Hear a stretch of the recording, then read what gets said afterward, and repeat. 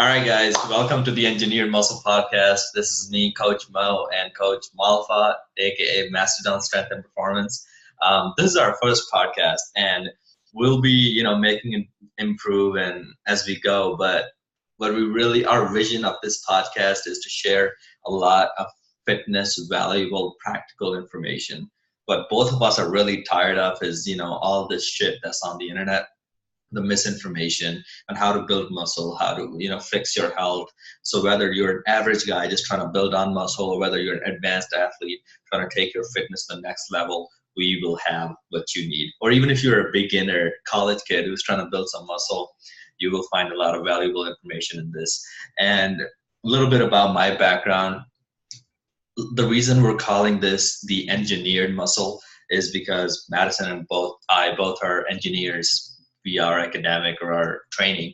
And I went to school for computer science and bioinformatics, so I have a pretty strong biology, chemistry background along with engineering.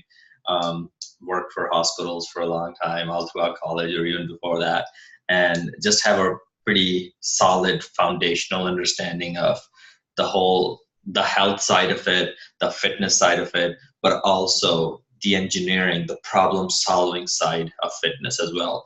And then I've been coaching for the last 2 years, competed in one men's physique show, getting ready for another. And I think this is going to be a great platform to share a lot of knowledge with you guys. And now I'll head over to Coach Malfa and hear about his background. Thanks, Mom. So I'll hop on with what you just said there. Right. The reason we are the Engineered Muscle Podcast is because you have scientists, you have engineers in the science world. Scientists, do the research, they find out how things work, they figure out the underlying science, the mechanics, but then the engineer takes that knowledge and applies it, right? So whether that's someone making your car or designing your car, making fridges or whatever, anything you ever use, right, is designed by an engineer. For fitness, it's the same thing. So I went to school for mechanical engineering and then biomechanical engineering, which is the application of mechanical engineering into the bio world. And for me, I use that into fitness. I use that at you looking at how the body works, how to make it work better, how to optimize things. I've been coaching like 8 years now, and fitness is what I love. Building muscle, getting strong, is my passion. And one of my hopes for this show is to bring on all the experts and the leading competitors and people in the field, people that I've looked up to, people that I've learned from, and bring them on so that all you can learn from them as well. And hopefully along the way, me and Mo can be insightful and bring you knowledge so that you can optimize, and engineer your own, growth and fitness journey as well. 100%. And I think for a lot of you who are in the beginning of your muscle building stage, whether you've gained some fat from over the summer vacation, or just you thought you had a really fast metabolism and things slowed down after a certain age, the goal of this podcast is to really make you realize what are the main factors impacting a lot of those things, and then bringing on more guests, because let's be honest, guys, no one knows everything. Neither me, neither Madison, and that's why bringing on those guests who are going to be top of their industry and having them share their journey as a fitness person, or even people who are not fitness. Because guys, when you look at people who are into fitness, chances are they're not just into fitness. They have other hobbies too. They're good at other things too. They have careers, they have life. They're just like everybody else. So the fact that a lot of people think that fitness consumes everything in your life is not necessarily true. We live normal lives. And on top of that, fitness ends up being that one catalyst that helps improve other lives. One of the things you guys will notice as we bring on more guests is that these guys started off with just lifting barbells into the gym, and then they built multi-million-dollar businesses. Then they had massive success in other careers, just because the way you do one thing is the way you do everything. Gym or fitness is a great habit building thing. It makes you realize that the harder you work, the more returns you'll get. And I know that's like a pretty blanket statement, especially in the gym. And we'll cover more about overtraining and undertraining and all those aspects of it. But just realize that this podcast will be muscle, engineered muscle, but also so much more than that. We'll have people talk about all aspects of their lives, like how did an IFBB pro or how did a professional athlete, how is their life affected by fitness? Because at the end of the day, fitness can consume your life if you let it. It can impact other areas of your life. I've seen competitors whose social life went down the drain because they just couldn't, like, they just gave it their all. They started saying no to their friends because they didn't want to go out and, indulge in pizza because they were competing. And how do you balance it all? And Madison, let's talk about that. How do you balance it all? Because on top of having careers, having full-time businesses, how is it possible to keep your fitness at that 100% level? Yeah, well, I mean, it's always a challenge. I think it's a challenge for everybody. It's even a challenge for those top guys. And most people need to strike a balance with their fitness and the rest of their life, with the exception of like top bodybuilders, probably. I think those are the only people that can 100% dedicate themselves to that.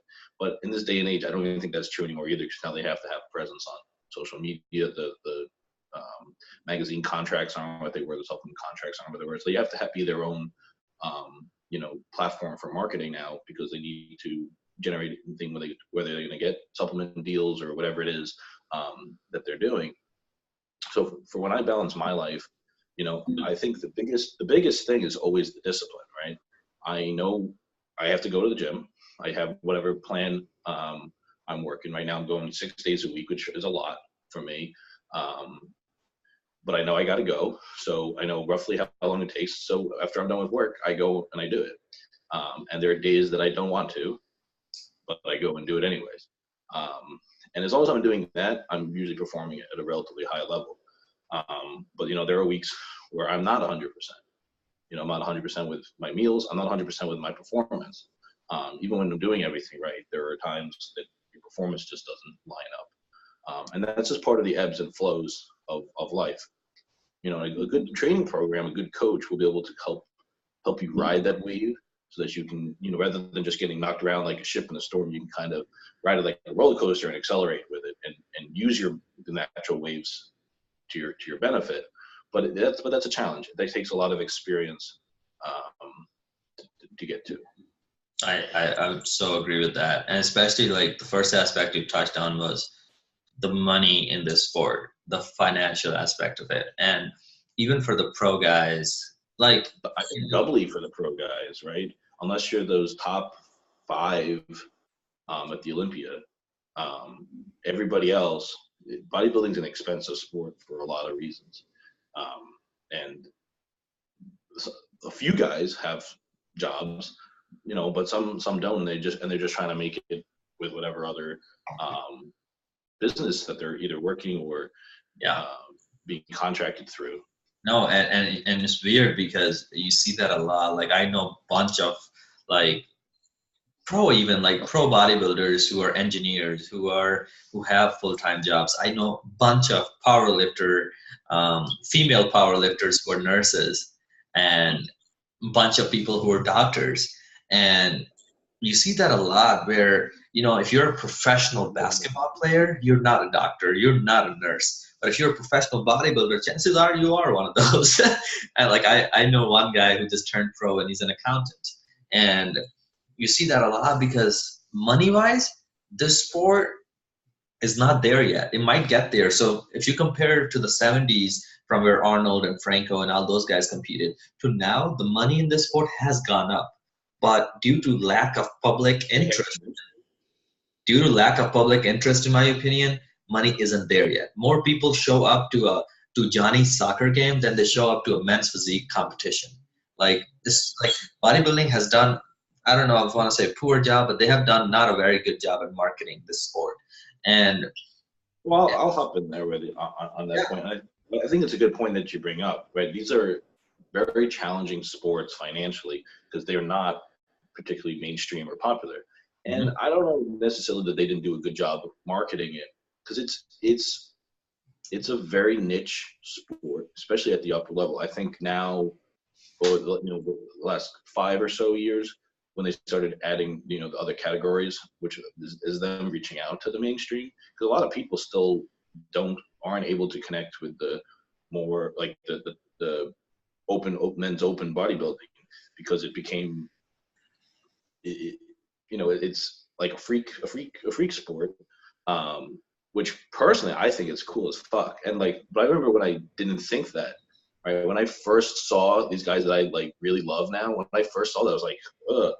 But it's this really weird thing about the sport that like when you get into it and you start like growing into it, you just like you get more appreciation for the size, for like every little detail. There's all these things that you didn't see like the first time. You just see, oh, he's too big. His belly's off. Something's off. But then you see it like your whole perspective on it changes. I know for a fact that like this happened to me, because when I first was getting into fitness and I saw like pro bodybuilders, like I had no aspirations towards that, and I'm like I didn't get it, and now I'm like obsessed.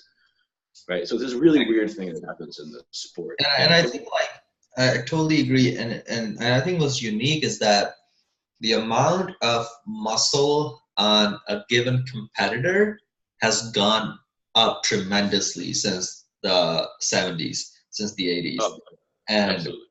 and even if you look at like men's physique as a league was started to make it more mainstream, right? And while men's physique shows at a regional level, at a local level, are more mainstream, because you look at guys who went to high school with you look at guys who went to college with you, average looking dudes, but amazing abs, and they put in the work. But then you go to the Olympia level, you look at the Arnold's level, and you realize like, shoot, these guys have a shit ton of muscle on them. Like these guys are not natural looking athletes, and I think it's beautiful that if that's what you want. But I think a lot of people don't want to risk that steroids part, because there's a mystery to it. It's so weird. There's like, we'll do like a whole episode on steroids and all of that. But I think what's really unique is that an average beginner, actually let's dive into that, because an average, and Madison, you probably heard of the Dunning-Kruger effect, right? Oh yeah. So Dunning-Kruger effect is basically the more you know, the less you think you know. And it's fascinating because go for it. No, and vice versa. I was just adding that. Mm-hmm. And it was fascinating for Dunning-Kruger in this particular topic is that people who have never gone to the gym think that just by going to the gym, they'll start packing on muscle. And versus people who actually go to the gym, they realize how hard it is to pack on muscle. And vice versa, right? Some people who are like, yeah, man, I know what to do. I just need to do it. And then they do it for 2 days, and then they do it for 2 days, and then they're like, oh, I don't know, this fat isn't coming off. Maybe I'm not. And guys, those people also, there's another misconception that steroids give you this unfair advantage about being on stage and packing on muscle, and that's also not true, right? And we'll do a whole separate podcast because this is such an important topic to talk about. But what's fascinating is that Sean Roden, I was telling Madison this, Sean Roden, the current Mr. Olympia, trained at Gold's Venice, where I train. And man, you look at those guys engineer their muscles, sculpt their physiques on that level where each workout was over 2 hours long. Like I used to look at Sean's face. He was doing doubles. He was doing that twice a day. Twice a day, guys. And then he was driving. He had to drive like an hour each way just to come to that gym. And, steroids aren't the end all be all. These pros put in immense amount of effort, dedication to that sport. And a lot of you beginners listening don't need that, right? Like you're not trying to get to that level. You don't need to do twice a day workouts. But our point is realize that respect, right? Like if you are going to be successful in life, know that the biggest character trait would be that when you see other great people, other people who are doing the work, you stand up and you salute them, because those people have done the work. And when you see others doing the work, appreciate them, because it builds that character inside of you that, hey, maybe if I do that amount of work, I can do that too. It gives you hope. And when you have that character, you go far in life. So just deviating from that, back to you, Madison. What are your thoughts on, like, give us like, a little summary of the whole like bodybuilding, steroids, and how the bigger the better approach to bodybuilding. Okay, well, there's a couple things there, because there's also, I also want to talk a little bit, about the Dunning-Kruger effect in fitness that you were talking about, because there's also this effect of like newbie gains too, and people not really realizing that's like what they're doing. So they go like they're new to the gym, right? They don't know shit. They do some workout they pulled out on the internet, and they start getting gains because they've never done anything before, and they've been training for 6 months, a year, whatever. Now they think they know everything. They think they're ready to be a trainer, but if they continue a little longer, all of a sudden they're not going to get any gains because they're really not training well. They're not training hard. They're not training correctly. They're not training with quality, which is the most important factor. But they don't know that. They think they know how it is, and they're like, oh, and that's why. And there's another thing why they think the steroids, like, well, I put on this muscle so easy. I put on 10, maybe 15 if they were doing really well. I put on 10, 15 pounds. I'm like way stronger now. My lifts went up. If I was taking steroids, oh wow, I'd be however, right? And so I think that's that's hilarious. Yeah. Right, and they don't realize that. Well, you're only there because this is a totally novel stimulus. You haven't trained any at all. The bigger you get, the harder it gets to get big, right? And for bodybuilders, steroids don't necessarily, they, to an extent, will make the process happen faster, but really what they do is raise the ceiling, right? Because you can only get so far naturally. To an extent, because I don't personally believe that there's a natural limit, but there's diminishing returns. And the steroids kind of push back where the diminishing returns begin, essentially. They allow your body to hold more. Is honestly one of the biggest things that they do. There's a lot more that goes into it. But the thing about the pro guys and these crazy freaky guys, everyone's just like, oh, if I just took steroids, I'd be like that. Those guys at the pros don't even take, like those top guys, don't really even take that much. Everyone thinks, oh, they are using the most because they're the top guys. And everyone thinks more is more and more. But that's not true. A lot of people at lower levels take way more than those guys, but don't look like shit. Because there's a couple factors. First off, those Olympia guys are fucking genetically freaks. Their bodies have whatever kind of muscle. Like you look at Phil Heath, he has certain just muscle bellies just make him pop. The guys have certain bone structures. They just have a certain flow. And also, those guys are also just very responsive genetically to the drugs too. Like they take a little bit and also they go, right? They grow very well, both naturally. A lot of these guys, if you look at them when they're still natural, like if you look at Ronnie Coleman, who everyone's like, who is pretty much the pinnacle of bodybuilding, probably arguably the greatest bodybuilder of all time. You look at 2003 Ronnie Coleman, biggest, most shredded, most detailed, most complete, still good shape, whatever. Right, but he was natural. he was a pro, natural. Like he didn't start taking stuff till he was like either at or close to the Olympia level. And he was also someone who came out of nowhere. No one, when he won in 1998, no one thought he was going to win. Everyone's like, oh, that Flex Wheeler's going to take this. He's the air incumbent. But out of nowhere, he went from like 8th place or even lower than that, I think, into first and blew everyone away and then dominated for 8 years. Right? But he is a genetic freak. If you look at him when he was natural, he still looked fantastic. He also trained like a fucking maniac. Right? There's almost no one who maniac is a great word. Maniac is a great word for Ronnie Coleman for sure. He trained like an animal. And it was so beautiful to see. And I think just going off of that point that you just mentioned, like one thing that was popping into my head was I remember somebody told me, they're like, yeah, like I was reading Arnold's book and it's sitting right there. And Arnold talked about how back then when they used to go to bodybuilding shows to compete, they would have them squat and overhead press and bench press before going to the actual presentation.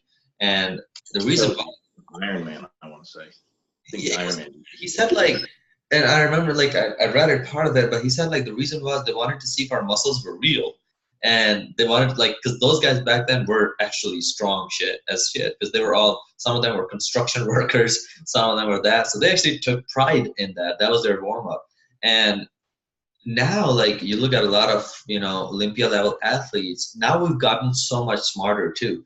Like now we know that hey, like if you're 2 weeks out for Olympia, maybe you shouldn't be deadlifting a lot of weight because chances of injury are higher. Those guys back in the day, they didn't even think of that. So it's like, I mean, the amount of science we had or the amount of knowledge we had in the sport was a lot less back then. But well, I guess like let's talk about muscle and strength, right? Like Ronnie Coleman being the best example of that. I remember Ronnie Coleman, he squatted 800 pounds or deadlift, like was it I 700? think he did. No, it was. I think he squatted 8 for a double, and Yeah, then if you ask him, his biggest regret in life was that he did a double on that and not a 5. exactly. I watched that video and that was like I think like 2 or 3 weeks out of like Olympia or like a big show. Yeah, it was like 4. It was like 4 weeks out roughly. Yeah, like Maybe a and you little look more. at a guy like that, and I think today what's fascinating was that, bro, like when I saw Sean Roden and all those guys train in person, it was like they weren't doing a lot of like compound work. A lot of it was isolation. A lot of it was just overloading the fuck out of the muscle and just having fun with it. And a lot of them weren't having fun. But what was really unique or what inspired me the most was the way their trainer, Psycho Fitness, Chris, he would set up these like exercises in a best biomechanical way. Like they would have a bench set up under the Smith machine, and they would have like a freaking rack underneath it to get the best possible angle to target the pecs or to target the shoulders. And They're really that's big on the ankle. yeah, that's the side of bodybuilding that I love the most. Yeah, it's a very gold. That's a very Golds thing with because of Charles and Chris. They're all really big on angles over there. I think Charles more so than Charles Glass. Everyone who doesn't know who I'm talking about, and more so than Chris. Sorry, continue. No, I agree, and it was just fascinating, like the idea of sculpting a physique, like like when you meet these top guys, like I remember like Charles Glass, like I was watching one of his videos and he was in Europe or Russia, and he like this guy was posing in front of him, and Charles just went up to him and he's like, "Yo, don't pose like that because your triceps aren't as big as you think they are. Pose like this to show this." And it was like, bam, that's an expert right there. An expert can look at you and be like, that's where you need more work. An expert can point out weaknesses in you, especially in the whole area. And that's what, as coaches, we do this on our own level. Like I look at some of my clients who are beginners and I'm like, what do you think you're doing wrong? Or what do you think would be causing that? And they give me their reasons. And I look at the numbers, I look at the whole picture, and I'm like, no, we just have to focus on this one thing. And that should shift the other few things too. And that's the advantage of being a expert, I guess, at what you do. But my point still being that strength and muscle should go hand in hand. And Madison, why don't they go hand in hand when it comes to like why aren't the biggest bodybuilders of today not the strongest guys around? Well, there's a duality there because muscle size and strength do and don't. So there's how much muscle you have is basically like the size of your engine, right? And I'm not a big car guy, so my car analogy might be a little lacking. And any car people out there, feel free to tear me up. But right, you can have a car with the biggest engine, but if the rest of the chassis is the wheel, the suspension, the wheels, the tires, the other components aren't that same level, you have a ton of horsepower you can't do shit with. So, what can happen, because most big bodybuilders are really fucking strong, but they don't always necessarily go for strength feats. Like if you look at Kai Green's really fucking strong, like really fucking strong, but he doesn't like push his strength. No. Right. But he still has some relatively impressive feats, but it's reps. It's never, super heavy stuff. Because there's a couple different camps, in bodybuilding and of what people think. But again, going back to the muscle, right? So you can have, there's the aspect of a bigger muscle is a potentially stronger muscle, but to be strong, you also need the nervous system to work with it. You need the programming, the software to run that hardware. You need the motor, you need your nervous system to recruit as many motor units as possible to use them as much of that muscle as possible. And you also need coordination within your system to work with the other muscle groups. So let's say let's go really simple, and let's say you're talking about a leg extension, right? For you to do a ton of weight on a leg extension, you need your quads to contract as maximally as possible, right? But what about if your hamstring is also contracted? Doesn't matter how much is your quad going to put out, or not necessarily how much your quad going to put out, but how much are you actually going to move, right? If your quad puts out 100 pounds of force and your hamstring's putting out 80 pounds of force, well, you're only netting 20 pounds, right? So there's also the whatever the functional antithesis of the muscle that you're using, the other side has to relax as the working one contracts. And there's a lot of things that go with stuff. And also on bigger lifts, you're also looking at, stabilizing. Like if you're looking at a squat, you need to be able to stabilize that weight. But a lot of bodybuilders are really strong, but they'll get really strong because they're trying to build their muscles. They're just like let's say you on a hammer strength machine or something, and they build let's say chest, and they get really fucking strong pecs. But they're not really good benchers because they don't really bench. Are they not strong? Well, they're pretty strong at the hammer strength, but they're not good at bench because they don't bench. So there's the skill aspect of the strength, and there's the muscle aspect. And they're related, but also not related. See, guys, this is what makes this conversation so much more interesting, because if there was like a black and white answer to this, we would give it to you. But we're so non-bullshit on this podcast that we're going to tell you the truth. And what you bring up a good point there is that for strength, there's a lot of there are a few factors that go into play. Your fatigue overall, like how fatigued you are, your nervous system, can you guys, so imagine this, right? So you go to the gym and your program is set up to do 10 reps on let's say deadlifts on 4 sets of 10. So that's what you're doing. Versus a guy who's training like a power lifter. So he only does doubles of 5 sets. So he's doing 70-80% is 1 rep max, and he's just pulling that. Who do you think will be stronger in the eyes of strength? The power lifter type, right? His numbers will be higher. And when you look at your number, you're playing in the safe zone. You're playing in the bodybuilding zone, which we'll probably do another whole podcast on the reps and the set schemes that are attributed to bodybuilding versus powerlifting. But the point being is that strength is so much more than muscle. Strength is I've seen some really, really strong motherfuckers in the third world countries in South Asia who don't have the advanced programming of, linear periodization, but those guys are strong. They can I remember in Pakistan, what is it? Farm boy strong. Farm boy, exactly. Off the farm out of nowhere, picks up an ox over his shoulder. You ask him to lift something, and he's like, you go, shouldn't that have been hard? But no, it's just.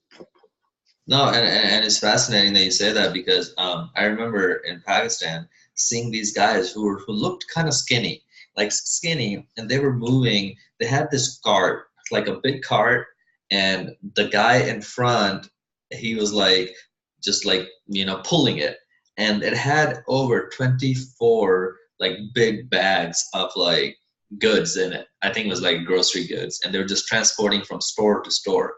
And it normally is moved by horses or bigger animals, but this guy literally was controlling the damn thing, and he didn't look any more than 160, 170 pounds, and looked like an average dude. but the amount of strength he had to pull that and control that so it doesn't hit other things, impressive.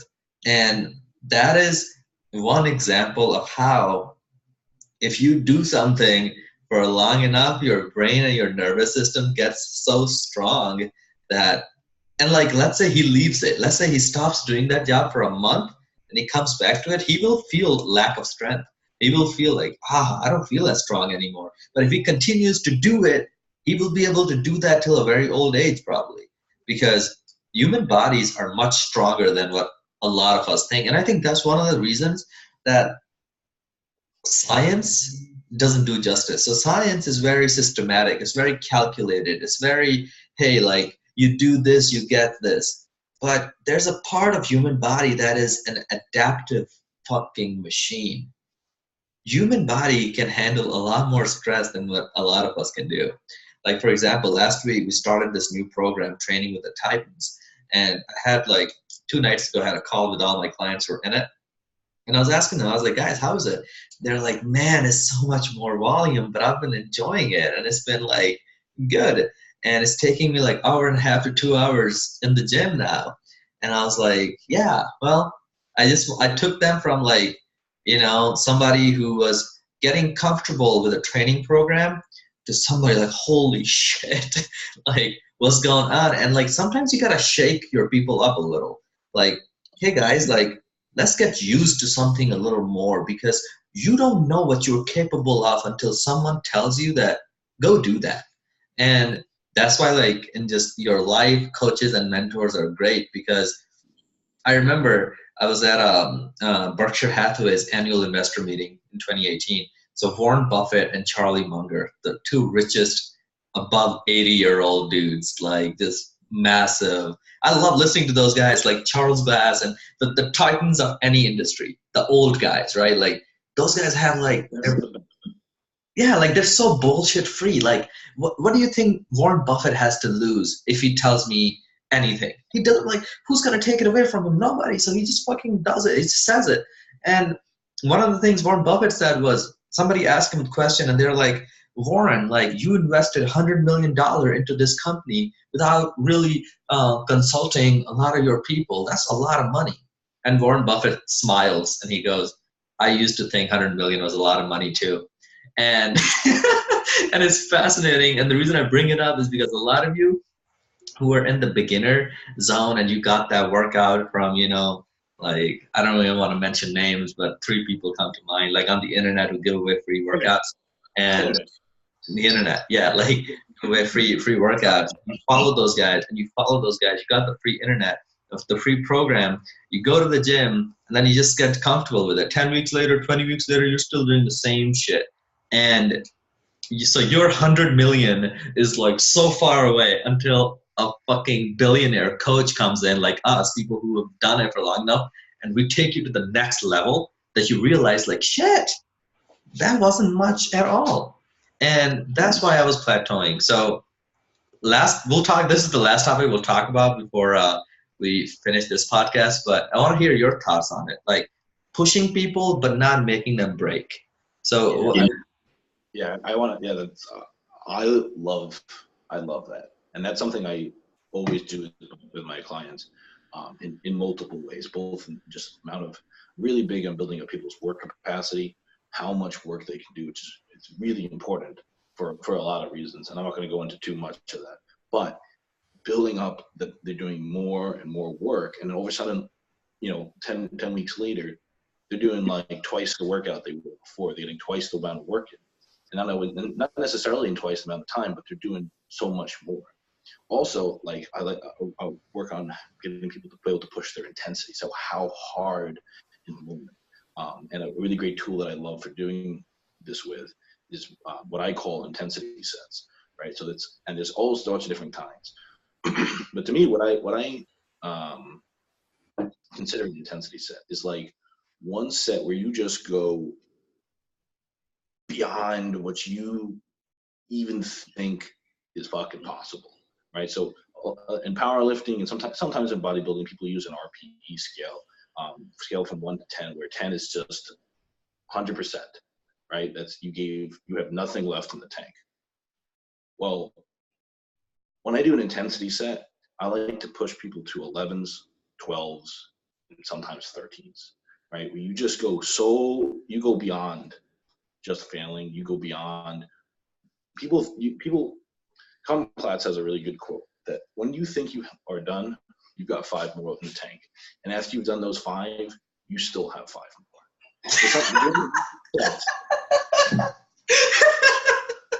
I love that.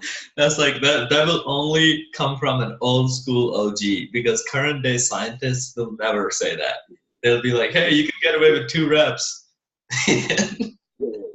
There's, and when I coach people, especially if in person, I can tell they have so much more in their tank, but they're like, no, I'm done.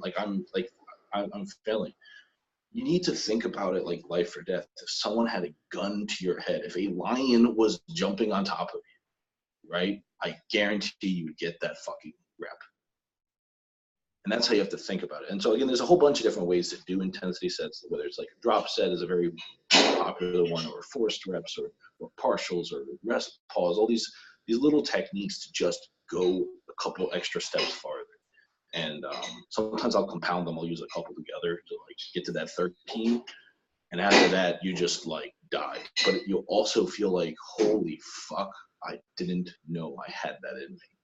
And I think that's such a powerful thing, not just for that set, but it teaches you for every other set and for every other aspect in your life. You have so much more in you that you can give, and you can push yourself through discomfort and pain and be productive at a level that you're not even aware of yet.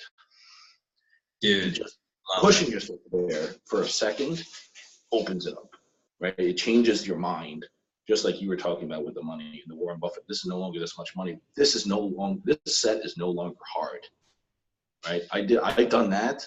This is not a hard set anymore. This is no longer a 10. This is an 8. This is a 9, whatever. No, I love that. And I think it's so important for beginners or even intermediates to push their limits. And a lot of us don't like doing that. A lot of people don't like pushing their limits. One of the common things I hear from beginners is, hey, like I would go to the gym in the morning, but then I get too tired before going to work. And I'm like, yeah, like that will happen. First of all, get enough sleep the night before. Second, if you stop doing those morning workouts because they're making you tired, then your body will always be tired.